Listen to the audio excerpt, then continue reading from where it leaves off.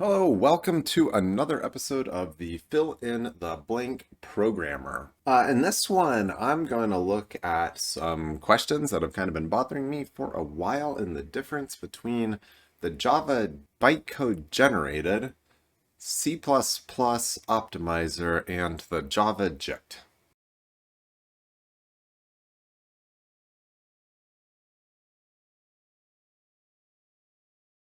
So I have some code up here. This is Compiler Explorer for those of you who are not familiar with it. If you're familiar with me from my other channel, you know that I am primarily a C++ developer. And I use Compiler Explorer very often there. And I know that some of you are not going to like the fact that I'm using light mode, but I am doing that so that I don't burn your retina later when I switch from dark mode to light mode, because the other app that I'm going to be spending a lot of time in is only available with a light interface as far as I can tell. So I have created this example in both C++ and Java. And this is a fairly straightforward thing. I am in main calling this function simple test. And in here, I am printing the result of this make value. Make value goes through and it sums up 1,000,000 times the result of the calculation, passed it the value 42. Now, this calculation, I'll let you go ahead and take a moment to look at it to see what exactly I am doing here. It is a relatively carefully crafted thing to make a point. I have over here the latest version of Clang at the time of this recording, Clang 14, that is available on Compiler Explorer, and I have -0 for no optimization. And down here I have the Java bytecode generated for it. So if you did not know this, you can also look at the results of Java bytecode in Compiler Explorer. Now, I'm going to go ahead and say that I'm immediately going to get people saying, that's not fair because you have to look at what the JIT is going to do with it. And we're going to do just that in a moment, but we're going to start with the Java bytecode that has been generated and the, at the moment, de-optimized, unoptimized C++. So let's go ahead and look at this calculate function. We can see it in C++, and we can see it in the Java bytecode here. I'm going to go ahead and scroll to this. And they are doing basically the same thing.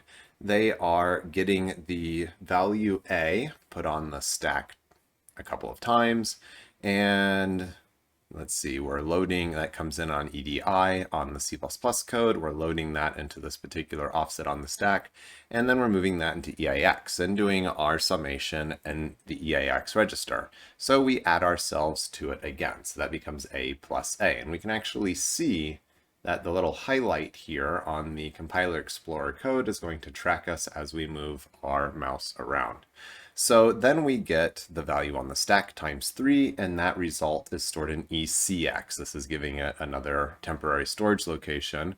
And we add ECX to EAX. Okay, then we're going to add in that value that was passed in again, and then we're going to copy that into ECX and do a shift left. So even in an unoptimized build, it's doing a shift left by 1 to do a multiply by 2. It's not doing an imul 2, what it could be doing here. And then add up all those values, accumulate in one more time the original value, and that's all in EAX. That's the return value from calculate. So it has done exactly what we asked it to do.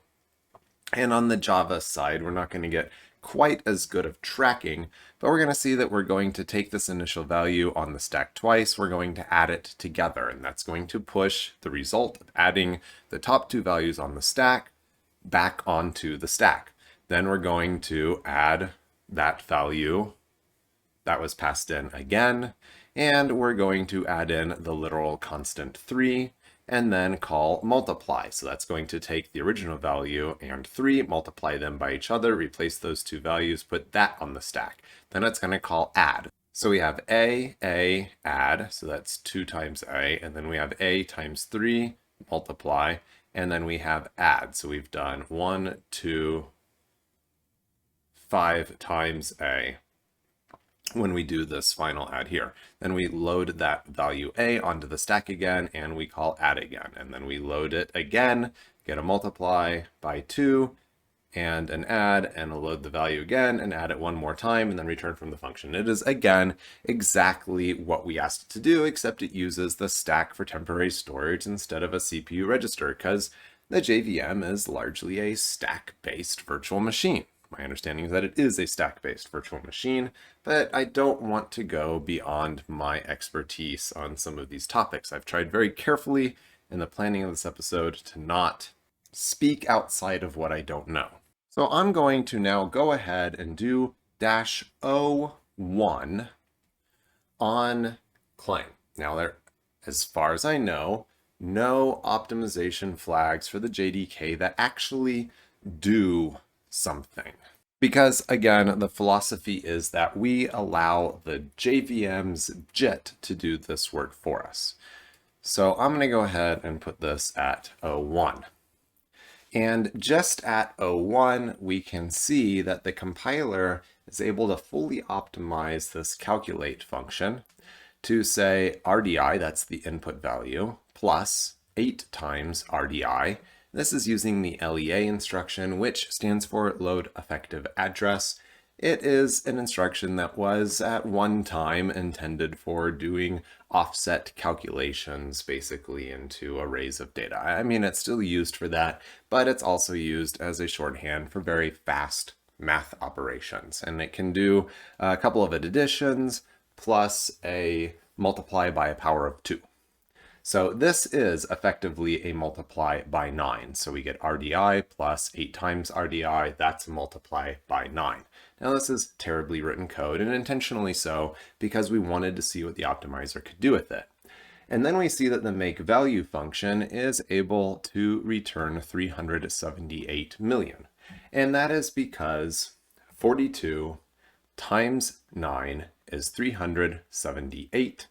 And we are multiplying that by 1 million because we are summing this 1 million times.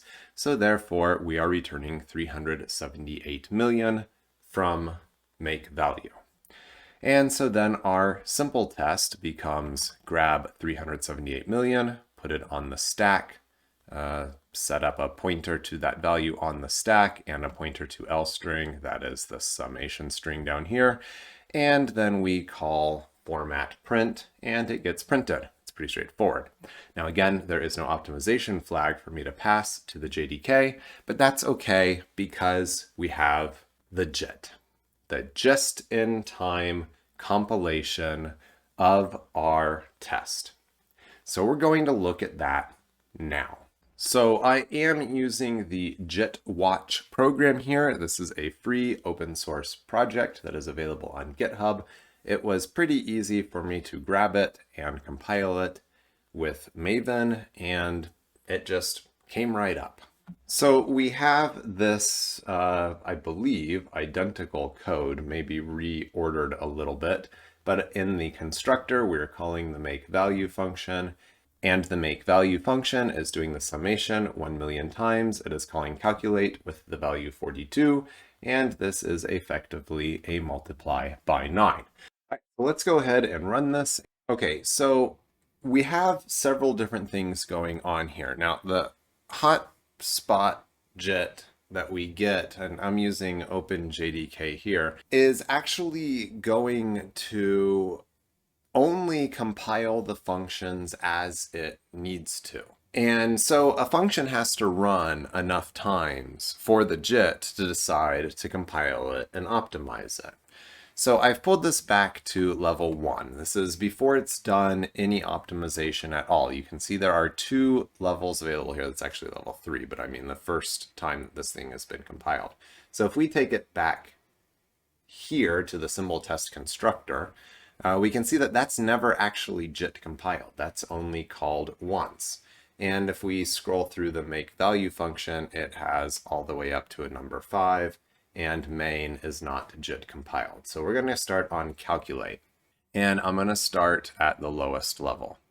And we're going to see that it does basically exactly what we asked it to again. It is doing this move of the input value into RIX. It's doing some adds. It's doing a shift left by 2. That is a multiply by 4. So and then it subtracts the value back. So that becomes a multiply by 3. So it avoided using imul. And then it adds in the value again, and then we're going to get a multiply by 2 of the value with a shift left 1 here, and then another add, and it sums up the things. And that is the result of the first time that this has actually been compiled and not just interpreted by the JVM. Now let's go ahead and look at the next time that it's been compiled. And we can see a slightly more optimized version here with a shift left times 2, and then an add, an add, an add, an add, an add. So it avoids, so it's kind of optimized it a bit. It's not all the way to this just times 9 or a shift left times, shift left of 3 plus an add of 1, but it's definitely optimized at another level. Okay, so that's the calculate function. Now let's go ahead and look at make value. So make value actually gets recompiled 5 times during the execution of this. And on the first version, at the lowest level here, number 1 that we've got, and I'm sure I can get some comments here about whether or not I've misinterpreted any of this data. We can see that this is the entry point for the function. And if we go ahead and click here, so this is actually the easiest way to navigate it, is to click through this pink bit to see the loop being called. So if we click here on line 13 where it says invoke static and it's calling the calculate method, it is actually setting up a call to this function, which has an unconditional jump back up to label 2. And it's doing this loop. It's setting up the function call, and it does this however many times. Okay, so once this is run enough times, it continues to optimize. Okay, so we're on the second optimization pass. It's still doing this direct call to the calculate function. It sets up a call to this pointer and has that unconditional jump in the loop. On the third optimization pass, we now see that it has actually optimized this call, but it is still calling the function that is stored in register R10. On the next optimization pass, it is still making a call here to the function. But on the 5th optimization pass, we now see no longer an actual call to invoke static. So this calculate function here now becomes a direct copy of this value, 1687 D280. Now, if we were paying attention, in this optimized version of the C++ code, if we mouse over this, we'll see the value is 1687 D280. So by the 5th optimization pass of our loop here through the make value function, we see that the Java JIT has actually seen all the way through this, and it knows, hey, this function simply returns 1687 D280. So it is fully inlined to the calculate function, and it has been able to calculate the result, and it knows that make value simply returns the same value each time. Here we go. We actually do see this value encoded in on the 4th optimization pass as well, which I missed when I was just looking at that. All right, so what we see is that as the JIT runs, it continues to optimize the code until it gets to the point where make value just returns the value that you want it to. That's pretty cool that it can do that kind of optimization at runtime. At one point in this optimization pass, we see this value hex of 17A, which is the decimal 378. So it has optimized away the 42 times 9, which is 378, and it does a multiply here. So a little bit difficult maybe to track exactly where each branch of this is going, and I'm not going to walk through every single branch of it, but we do see that at various stages here, it is able to actually do a simple multiply at one point, and then it's able to constant fold it away and say, I know this is what it's going to return every time. So one of the things that the Java JIT here is able to do is do this, across program execution. And to point out where the C++ optimizer will fall down is that if I were to comment out the implementation of this, which is simulating the idea that I have it in two different compilation units, and I have an episode on C++ Weekly that is about link time optimization, and you can reference back to that episode for more information as to how link time optimization can mitigate some of these cross-compilation unit optimization questions. But if I comment out the implementation here, this is equivalent to if I had put calculate in a header, and then I put the body of it in a separate CBP file. Now, when I'm doing this summation 1,000,000 times, I actually have to loop and I have to call this function 1,000,000 times. That's less than ideal because it's actually having to do this jump and everything 1,000,000 times. There's no way around this. There's no way that at runtime, your C++ code is going to say, you know what? You've already executed this like 1,000 times. I know what the result is now. I'm just going to start returning a constant to you. It can't do that. The Java JIT can't. But one thing that can be done with C++ that is often overlooked because it is a compiler extension, and I have done an episode about this also on C++ Weekly, is if I mark this as a pure function, then the compiler knows that it's always going to return the same value if passed the same value every time. You're saying this is a pure function, and it's not got any sort of outside influence in how the value is calculated. So now we can call it once and multiply the result by 1,000,000. That's pretty cool. And this is the kind of thing you should totally do for any kind of math function that's not declared in line, assuming your compiler supports this extension. All right, let's go ahead and bring this back here so that we can demonstrate some other possibilities. So now instead of adding the value 42 1,000,000 times, I'm going to add the value I 1,000,000 times. And we're going to get an overflow here, but that's kind of okay because it still demonstrates the point. We are now taking we're summing a range of integers from 1 to 1,000,000 and multiplying that by 9, basically. That's what we're doing here, because we know that this is a multiply by 9. If we take 1 times 9 plus 2 times 9 plus 3 times 9, we can factor out that times 9. We can sum the range 1 to 1,000,000, multiply that by 9. We're going to get the same overflowed value. And we have this value here that has been computed at compile time for us by the compiler. And if I were to change this code down here, I'm not going to see much of a difference in the Java bytecode that has been generated for us. It's just now, instead of loading the value 42 over and over again, it's going to store the current incremented value, pass that off to the function calculate. We're going to go ahead and jump back into the Java version, and I have now passed I here to the calculate function. And we are looking at the highest optimization level. And what we will observe is, well, two things. The first is that we still don't really get any of this optimization that we would like to see around the actual multiply by 9.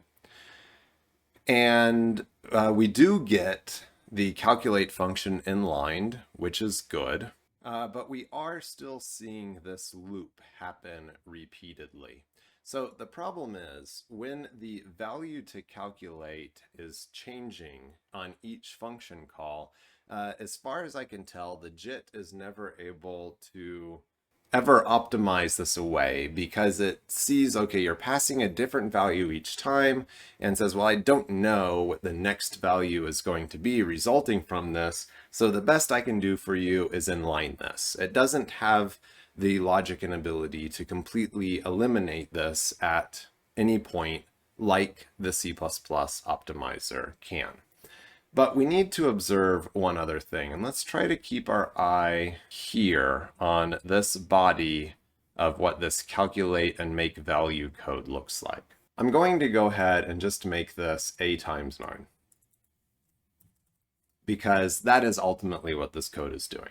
Okay, so we can actually see here now that we have had direct influence in the JIT compiled optimized code. We have the value a shift left is going to be a multiply by 8.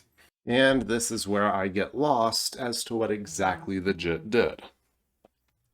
We are doing a compare against R9, and I cannot find where the value, the register R9 is set up.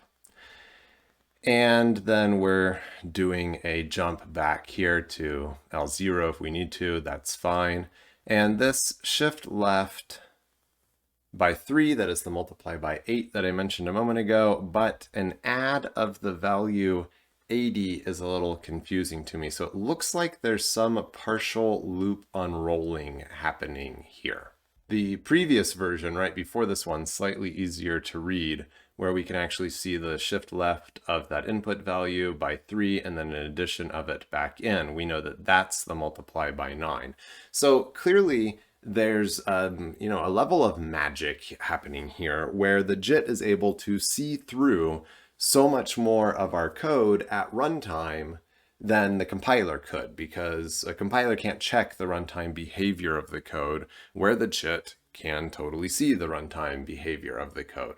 So it can do this kind of dynamic optimization that's simply not possible with C++, but it can't really do the static kind of optimization at all from what I've seen. And it seems like to me that the best of both worlds here could be to actually use something like LLVM as the back-end optimizer for your Java virtual machine. That seems totally plausible. Maybe it's too slow. I don't know. Maybe you could do a pre-compilation pass. Maybe that doesn't make a lot of sense. But I do know that I'm not the first person to think of this. Just a simple Google for a JVM JIT LLVM brings up all kinds of times that people have discussed this. And it's certainly a possibility. In fact, it seems that there was just a LLVM developer meeting about this project right here, LLVM JIT.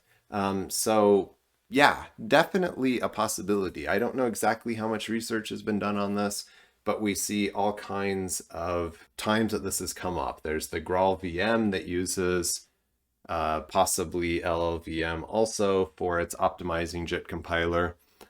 Just an interesting topic field for me. It seems that ultimately the JIT doesn't solve all of our problems, but it has the potential to, I guess we should say. And if you just go straight out of the box and you're not running this code, quote, many times, then you're not going to ever see it get compiled, and your Java code will stay as just purely interpreted code. So I made a couple of minor changes here, and we can see that, for example, the make value function only had 2 compilation passes, not the 5 that we saw it have before. So I don't know, it's interesting, and I will try to leave links for some of these things in the video description. Is there a clear winner here? No, I would say it depends an awful lot on your workload, but that C++ part of me really just wishes that they did even just the most basic amount of optimization of the Java bytecode to avoid this. If there was some sort of optimization pass that said, well, you know that a plus a plus a plus 2 times a plus 3 times a is actually an a times 9, let's go ahead and swap that out, then, could still save a little bit of effort in normal workloads as well. Well, hopefully you found this video interesting. If you enjoyed this kind of dive or want to correct any of the things that I said, please go ahead and leave comments. I think I got most of the things mostly right, but I probably missed something.